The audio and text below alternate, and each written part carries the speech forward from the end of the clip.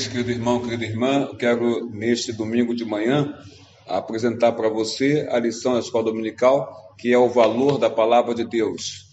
Essa lição é a lição que está baseada no texto de 2 Timóteo, capítulo 3, verso 14 ao 17.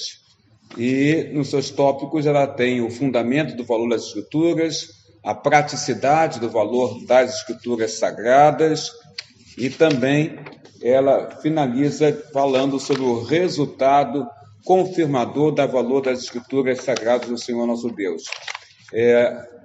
Hoje, no teu lar, na tua casa, durante todo domingo, ou de manhã, ou de tarde, você escolhe um momento, reúna a sua família e faça a leitura desta lição, o valor da palavra do Senhor nosso Deus, palavra que alimenta e que edifica os nossos corações. Que Deus abençoe você neste domingo com a Escola Bíblica Dominical.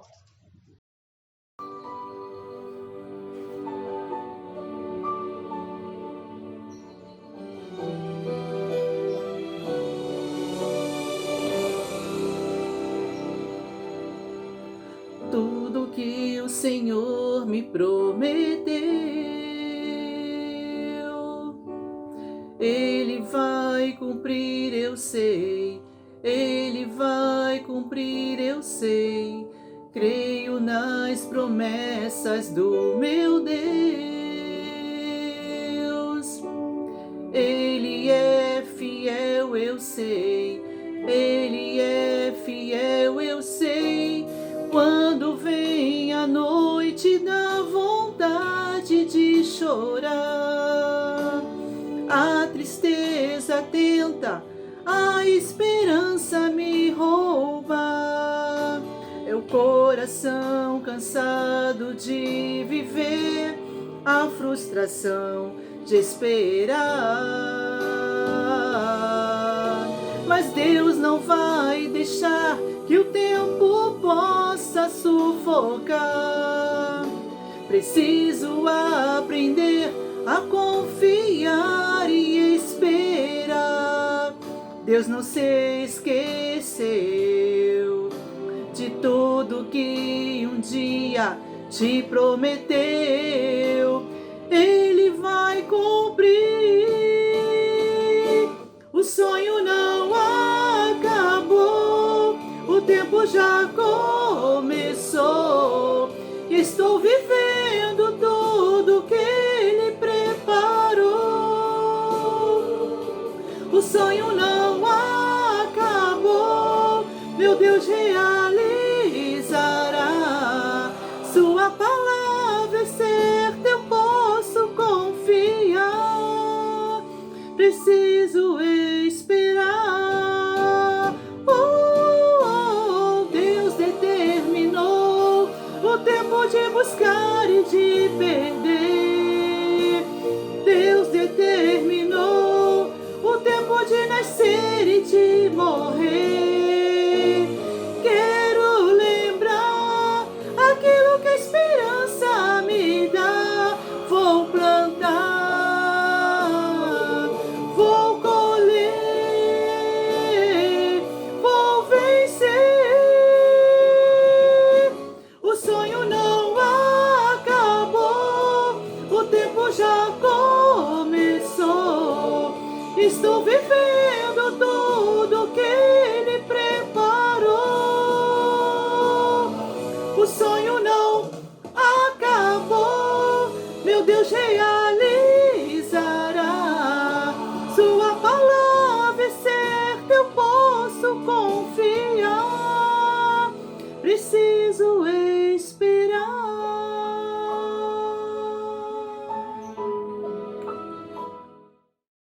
Depois de ouvir esse louvor maravilhoso, vamos ler a palavra do Senhor. A palavra está em Mateus, capítulo 5, o Sermão do Monte, as bem-aventuranças, verso de número 1 ao verso de número 12. Diz assim a palavra do Senhor. Vendo Jesus as multidões, subiu ao monte, e como se assentasse, se aproximaram os seus discípulos, e ele passou a ensiná-los, dizendo: Bem-aventurados os humildes de espírito, porque deles é o reino dos céus. Bem-aventurados que choram, porque serão consolados. Bem-aventurados mansos, porque herdarão a terra. Bem-aventurados que têm fome e sede de justiça, porque serão fartos. Bem-aventurados misericordiosos, porque alcançarão misericórdia. Bem-aventurados limpos de coração, porque verão a Deus. Bem-aventurados pacificadores, porque serão chamados filhos de Deus. Bem-aventurados perseguidos por causa da justiça, porque deles é o reino dos céus. Bem-aventurados sois, quando por minha causa vos injuriarem e vos perseguirem, e mentindo disserem todo mal contra vós.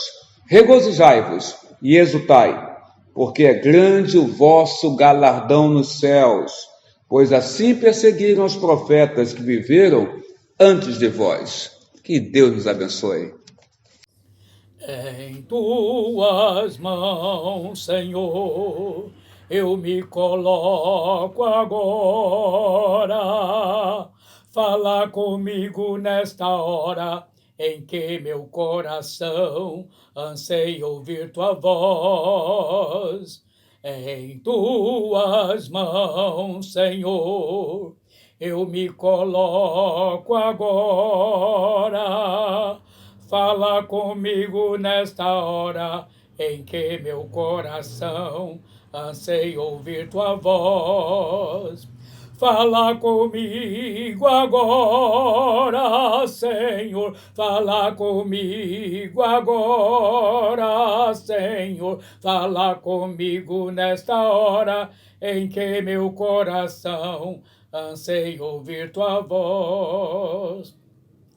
Fala comigo agora, Senhor. Fala comigo agora, Senhor. Fala comigo nesta hora em que meu coração anseia ouvir tua voz.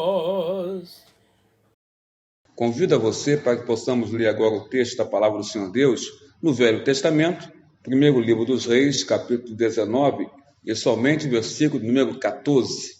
Primeiro livro dos Reis, 19, verso 14, que diz assim: Ele respondeu: Tenho sido em extremo zeloso pelo Senhor, Deus dos exércitos, porque os filhos de Israel deixaram a tua aliança, derribaram os teus altares e mataram os teus profetas à espada, e eu fiquei só, e procuram tirar-me a minha vida.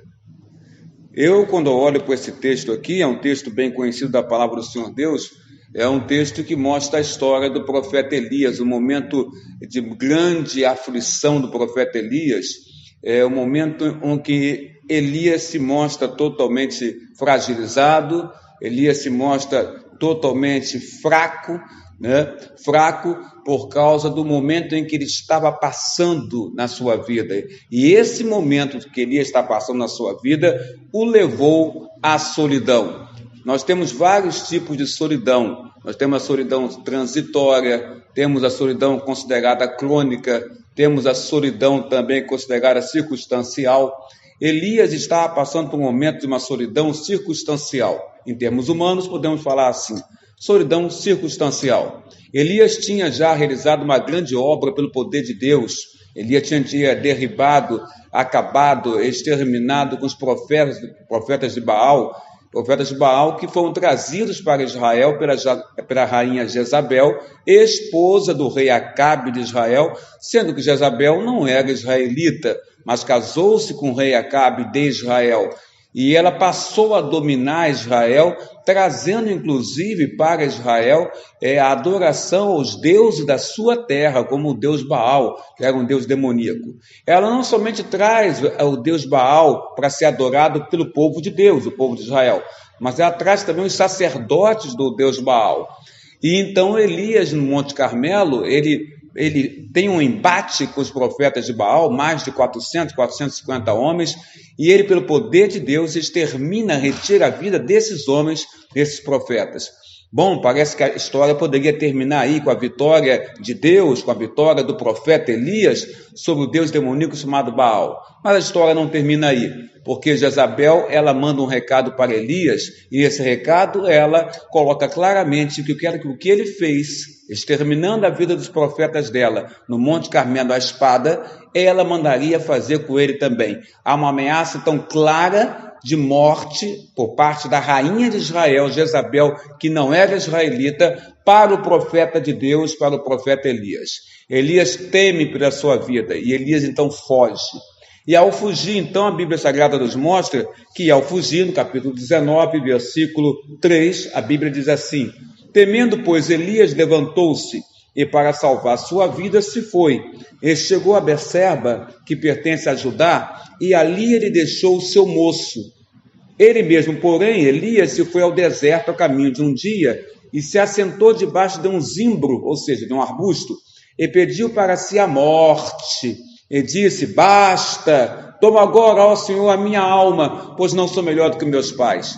Elias, então, ele faz a opção por estar sozinho. Ele tinha um servo, um moço, um discípulo que o acompanhava, mas ele dispensa esse moço e para poder fugir, ele foge sozinho e vai para debaixo de um arbusto e declara para Deus que Deus tirasse a vida dele, pois ele entendia que a vida dele para mais nada prestava, depois que ele recebe a ameaça de morte da rainha Jezabel. Elias está desanimado, Elias está entristecido, Elias se sente um homem fracassado, porque ele entendia que a vitória no Monte Carmelo sobre os profetas de Baal, que Jezabel, rainha, trouxe, promoveria então uma mudança espiritual em Israel, onde todos entenderiam que o verdadeiro Deus é o Deus de Elias, é o Deus de Israel, é o Senhor nosso Deus.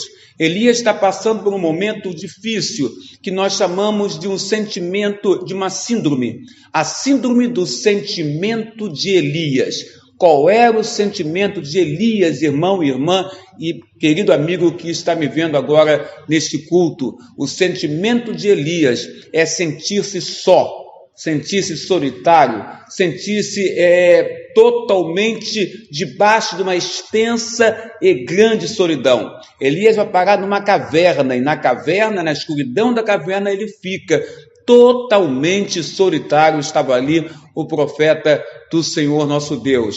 A Bíblia Sagrada nos mostra outras situações de outras pessoas que passaram por momentos aflitivos de solidão.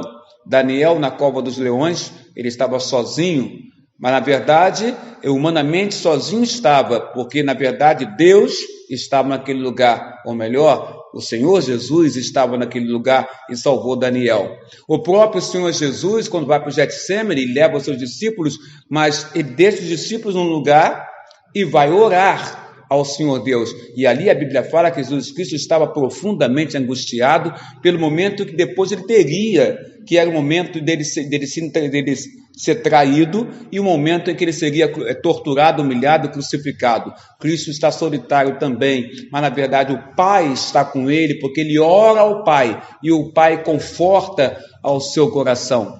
Elias está solitário, querido irmão, neste momento. Talvez você também esteja solitário também.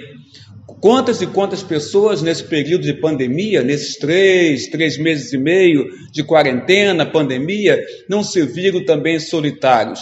Tem muita gente que está solitário dentro da sua própria casa, com sua própria família, mas se sente solitária ou solitário. Quantas pessoas estão solitários, sofrem de solidão, porque perderam um parente amado, um parente querido, que partiu, que faleceu, que foi-se embora e que essa pessoa não verá mais. E aí essa pessoa se sente solitária ou se sente solitário.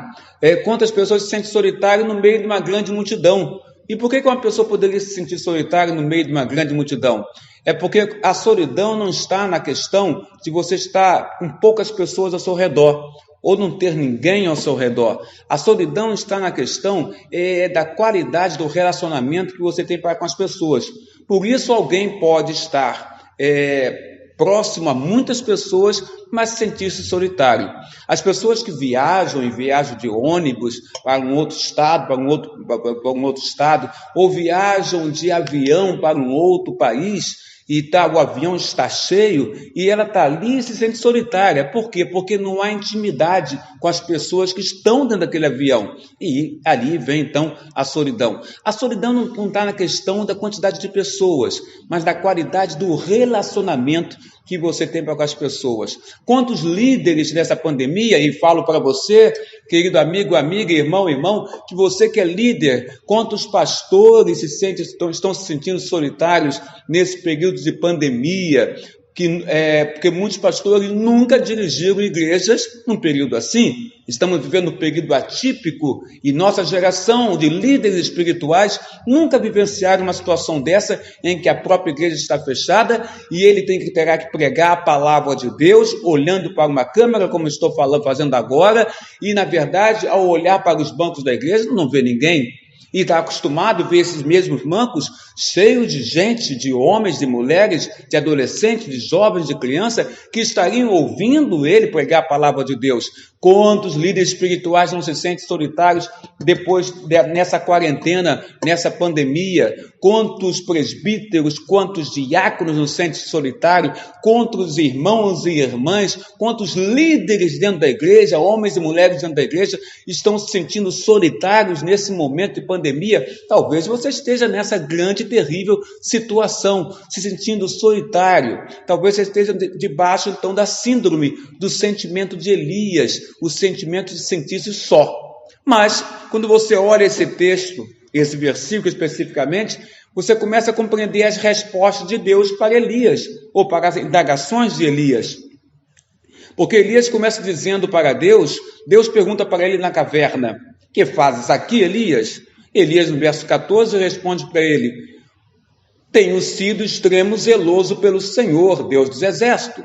Quando ele fala que tenho sido extremo zeloso, ele quer mostrar a Deus que ele era fiel, um servo fiel do Senhor Deus, um profeta fiel ao Senhor. Ele era zeloso por quê? Zeloso pela obra de Deus, zeloso por aquilo que Deus colocava para ele fazer. Ele tinha zelo, ele tinha capricho, ele obedecia a Deus. E talvez esteja aí a grande decepção de Elias, por obedecer a Deus e exterminar com aqueles profetas de Baal, que era um deus demoníaco. Talvez ele pensasse que após aquele ato, todas as pessoas iriam olhar para ele como o grande profeta do Senhor e entender que ali em Israel o único Deus que poderia ser adorado era o Deus de Israel, o verdadeiro Deus, o Senhor dos exércitos. Talvez esteja aí a frustração de Elias, porque isso não aconteceu, e talvez ele achasse que Deus deveria fazer isso acontecer. Depois que Deus, então, com seu poder, fez com que ele tivesse força de exterminar aqueles profetas. Mas isso não aconteceu. Jezabel ameaçou Elias.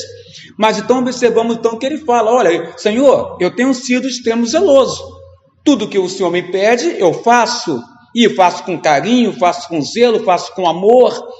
E agora me vejo nessa situação. E eu sei que o Senhor é um Deus poderoso, porque ele chama Deus do Senhor dos exércitos. Ou seja, Elias sabia que Deus detinha sobre as suas mãos um tremendo e grande poder. Tanto é que ele chama Deus do Senhor dos exércitos, não somente de um exército, mas de todos os exércitos. Então, para Elias, todo o poder, de fato, estava nas mãos do Senhor, nosso Deus, como o Salmo 62, versículo 11, expressa para nós: todo o poder está nas mãos do Senhor, nosso Deus. Elias reconhece isso, e talvez esteja aí o questionamento interno dele: ora, se ele é o Senhor dos exércitos, ora, se ele derramou o poder dele no Monte Carmelo, ora, se os profetas foram exterminados, então por que ele não me ajudou a impedir que Jezabel viesse me ameaçar, como Jezabel o ameaçou de retirar a vida dele, promovendo a fuga de Elias, a ida para a caverna, e na caverna a solidão que ele estava passando, que até o moço que o servia, ele o dispensou. Mas Elias continua falando ainda, e ele fala: olha, Senhor Deus, e aí ele expressa a sua solidão: porque os filhos de Israel deixaram a tua aliança. O que ele quer dizer? Os seus filhos, ou os filhos de Israel, eles deixaram a tua aliança, eles não estão sendo mais leais a ti. Eles estavam adorando a esse Deus demoníaco chamado Baal. Eu não adorei a Baal. Eu enfrentei esses sacerdotes de Baal no Monte Carmelo. Pelo teu poder, venci todos eles. Em teu nome, venci todos eles. Mas os filhos de Israel, não procederam assim. Eles não foram zelosos como eu fui. Eles não foram leais como leal eu fui a ti. Eles preferiram então deixar a tua aliança. Em outras palavras, eles preferiram então adorar a esse Deus Baal que a rainha Jezabel trouxe para Israel. E nem israelita, Senhor, ela é. E ele continua dizendo e questionando e reclamando do povo de Israel. Olha, deixaram a tua aliança, derribaram os teus altares, ou seja, eles não querem mais te adorar. Mas eu continuo zeloso, mas é eu que estou escondido aqui nessa caverna, é eu que estou debaixo da solidão, é eu que estou debaixo da escuridão. Eles derribaram o teu altar, derribaram a tua aliança, derribaram o teu altar, não te servem mais, não são leais a ti, mas estão lá. E eu sozinho neste lugar. Este é o grande questionamento do profeta Elias para Deus. E ele continua ainda, e mataram os teus profetas. O que ele quer dizer com isso? Derribaram os teus altares, não são leais mais a ti, te deixaram, e ainda por cima, os outros profetas que tu tinha levantado em Israel, além de mim, eles mataram os teus profetas. O que Elias quer expressar? A síndrome de Elias, o sentimento de Elias, que é o sentimento, muitas vezes, de todo líder na casa do Senhor Deus, homem ou mulher, o sentimento de solidão. O sentimento de estar sozinha, o sentimento de estar sozinho, o sentimento de não ter ninguém com você para compartilhar até mesmo as coisas mais íntimas do teu ser. E aí ele termina dizendo assim para Deus, porque ele está conversando com Deus. Deus fez uma pergunta para ele e ele está respondendo. E ele termina falando assim, mataram os teus profetas à espada e eu, aí ele fala dele, e eu fiquei só. E quer saber, Deus, Senhor, procuram tirar minha vida, mas o que eu gostaria de focar mais é a expressão dele, e eu fiquei só. Ele responde ao Senhor Deus, mostra que ele era zeloso, que ele era fiel, que os outros não eram, o povo de Israel não era fiel, e no final ele fala, esse é meu pagamento, essa é minha recompensa, fui zeloso, fui fiel, fui leal a ti, e servi a ti, submisso a ti fui o tempo inteiro como teu profeta, falei coisas fortes para o rei de Israel, para o rei Acabe e para a rainha Jezabel, que promoveram essa perseguição à minha pessoa, e agora eu estou só, eu fiquei só. Síndrome de Elias, sentimento de Elias, considerar que ele está sozinho. Talvez você esteja assim, talvez você esteja se sentindo sozinho como Elias. Talvez você olhe para um lado, olhe para o outro e não enxerga ninguém. Talvez você seja aquela pessoa em que confiava muito em outras pessoas e agora você vê que essas pessoas não são tão confiáveis quanto pareciam ser e você se sente sozinho. Talvez você tivesse muitos amigos e agora você olha e esses amigos desapareceram. Você se sente solitário, solitária, sozinho, mas Deus responde à solidão de Elias. Deus responde. E eu quero entrar logo no versículo em que ele dá essa resposta. Lá no versículo 18, quando o Senhor Deus fala para Elias, Elias, também conservei em Israel 7.000, todos os joelhos que não se dobraram a Baal e toda a boca que não o beijou. Aqui Deus revela para Elias uma coisa que ele revela para mim e para você também. Ainda que você tire suas conclusões em relação a Deus, em relação à sua fidelidade, à sua lealdade, ao abraço que você dá ao Senhor Deus, considerando que você é fiel a Ele o tempo inteiro, Deus mostra uma coisa maravilhosa para Elias, e que Elias não sabia, e que talvez eu não saiba e você não sabe também, mas Deus coloca para Elias, Elias, você não está sozinho.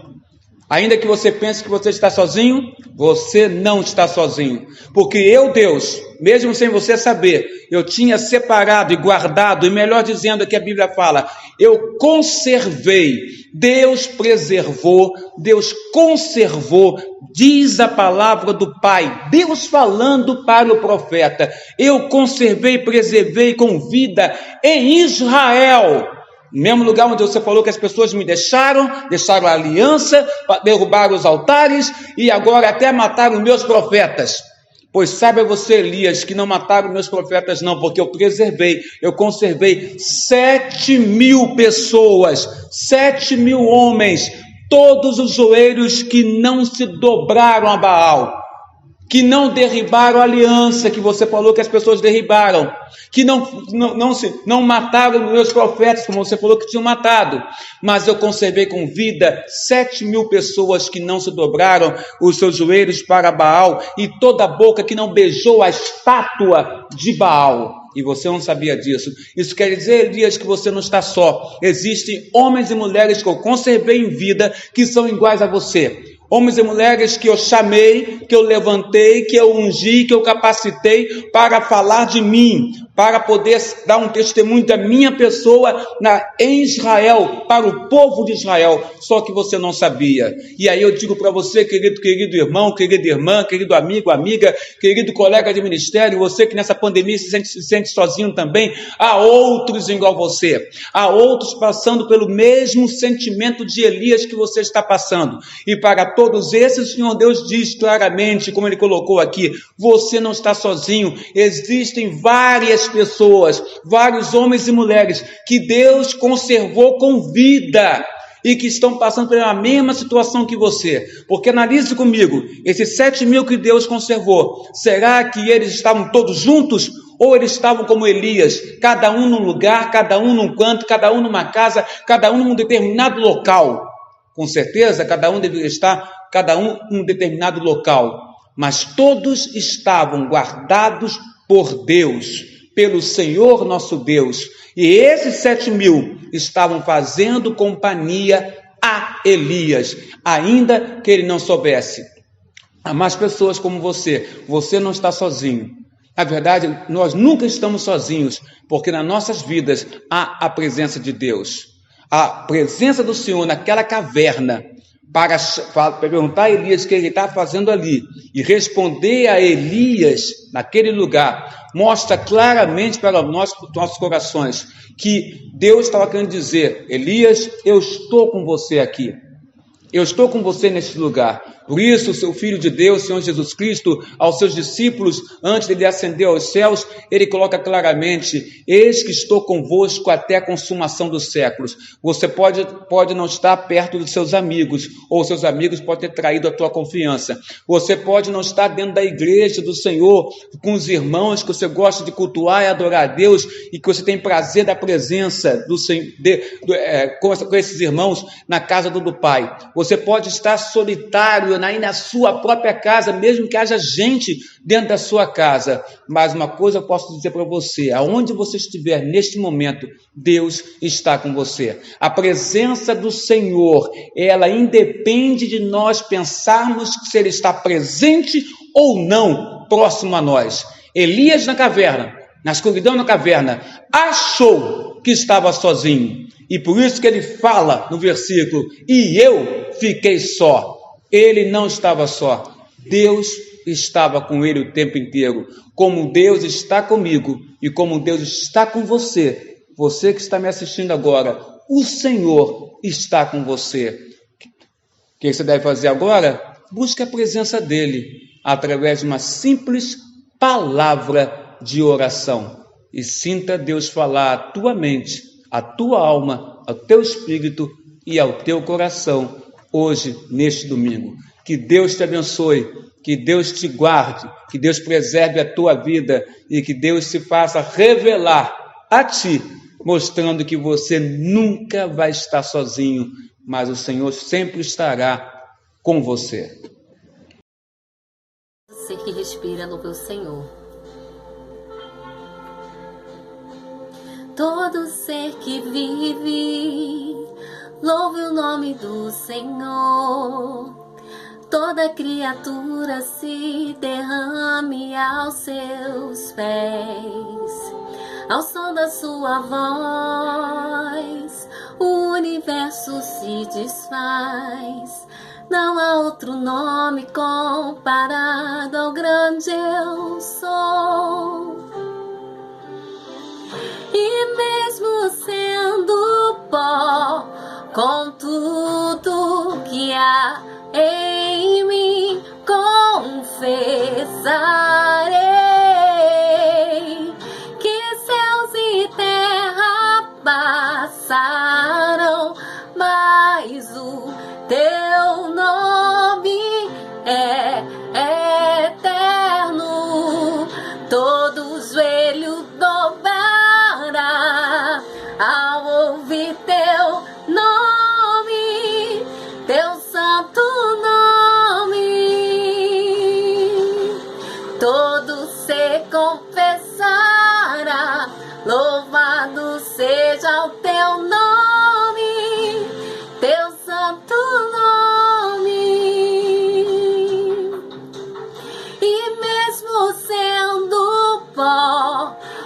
com tudo que há em mim, confessarei que céus e terra passaram, mas o teu nome é eterno.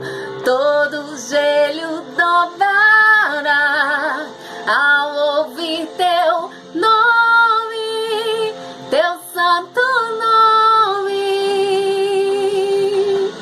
Todo se confessará, louvado seja o teu nome, teu santo nome. Todo joelho dobrará ao ouvir teu nome, teu santo nome, Senhor. Todo se confessará, louvado seja o teu nome, teu santo nome. Todo joelho dobrará ao ouvir teu nome, teu santo nome. Todo se confessará, louvado seja o teu nome, teu santo nome. Louvado seja teu santo nome. Aleluia, louvado seja o Senhor. Pai querido, Pai amado, Senhor nosso Deus, na Tua casa nós estamos e aqui queremos realizar esta oração. Peço a Ti, ó Pai amado, que o Senhor abençoe este lugar de maneira tremenda. E prepara-nos, ó Pai, amado, para que possamos, todos nós que somos desta casa, deste lugar, possamos retornar para Te cultuar aqui. Prepara-nos, ó Pai, dando a todos nós sabedoria para o retorno a este lugar. Dentro daquilo que o Senhor coloca para nós, dentro das medidas sanitárias que nós devemos estar à frente, ó Pai amado, liderando o Teu povo para o procedimento correto aqui dentro. Ajuda-nos, ó Deus, para que essa casa, as portas possam novamente ser reabertas e a Tua igreja poder entrar com segurança, com tranquilidade, com paz. Seja, Senhor Deus, com este que está aí ouvindo a oração, que ouviu a palavra, que ouviu a mensagem, que se sente solitário, mas aprendeu que, na verdade, ele nunca está solitário, não. E nem solitária, porque o Senhor está sempre presente nas nossas vidas, nos nossos corações, porque é promessa do Teu Filho. Estou convosco até a consumação dos séculos.